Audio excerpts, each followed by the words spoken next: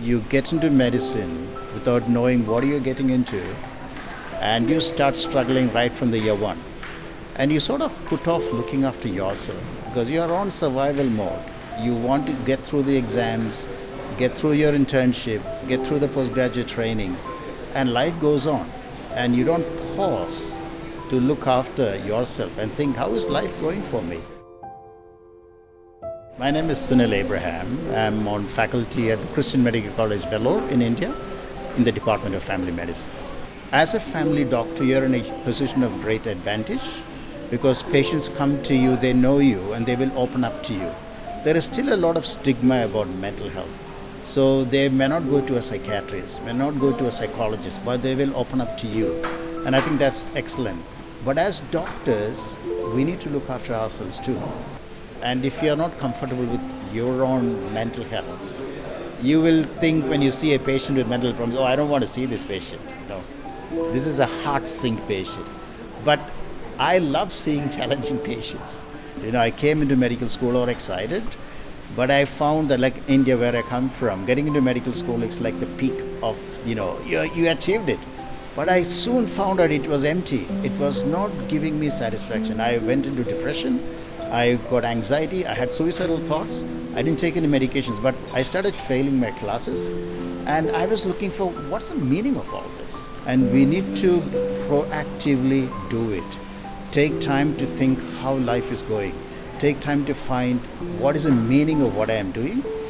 Take time to think about how can I be engaged? How can I have positive in my thinking? These are things which don't come automatically. You have to work on them, and that's very important for your mental health.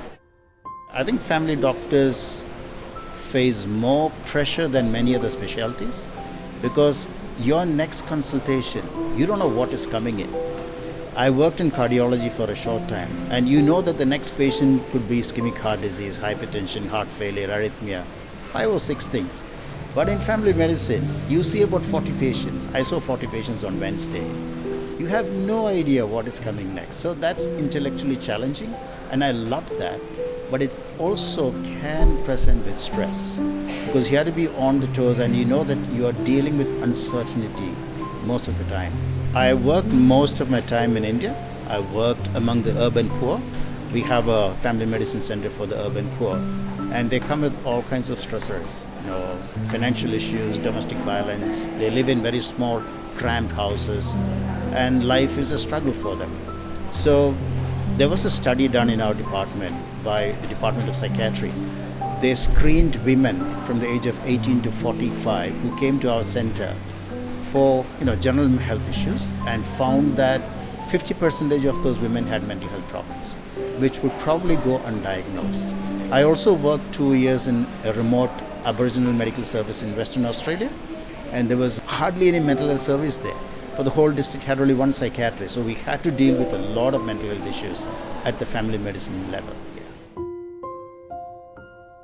Yesterday I made a presentation, and my focus was on applying principles of lifestyle medicine to physicians looking after themselves. So look at the season of life you are in and think, what is the meaning of what I am doing? Think beyond yourself. Think about what is my life contributing to others, which will help you to have a balanced life. I was talking about the PERMA model of mental health, of positive psychology. In fact, I added one to that, coming from South Asia, the spiritual aspect of a physician. So I call it the SPERMA model, adding to the PERMA model, saying we are spiritual beings and we have to look after ourselves in the spiritual realm also. And so when I say spirituality, I'm not talking about religion in sense. For me, it was a journey of discovery that took me literally to the ends of the world. Took me to working among the poor and disadvantaged. I have a heart to work among them. That gives me meaning. So when I worked among the Aboriginals for 2 years, people said, why are you going to this remote place? But it was one of the best times in my life.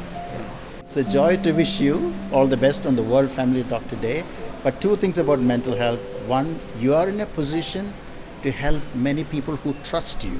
So get equipped to give good mental care. Number two, look after yourself. If you don't look after yourself, you cannot help others. Wish you all the best. Thank you.